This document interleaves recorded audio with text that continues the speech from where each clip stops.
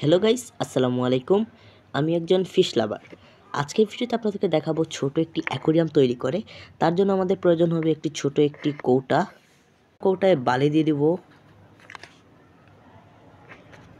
এবং বালিটাকে সুন্দরভাবে বিছিয়ে দেব। কিন্তু বালি বিছিয়ে দিয়েছি, এবার আমাদের দিতে হবে পানি। তার আগে আমি একটা পলিথিন নিয়ে নেব যাতে আমাদের বালিটা নষ্ট না হয়। দিচ্ছি পানি।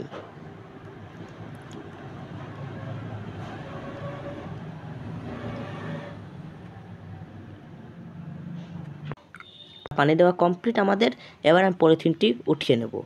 আমাকে অ্যাকোরিয়ামের প্লান্টস আমাদের ছোট অ্যাকোরিয়াম। এবার আমাদের মাছ ছাড়ার পালা। আমি একটি প্লাটি ফিশ। এই হয়ে গেল আমাদের ছোট একটি অ্যাকোরিয়াম। এখানে কিন্তু মাছ রাখা যাবে না গাইস।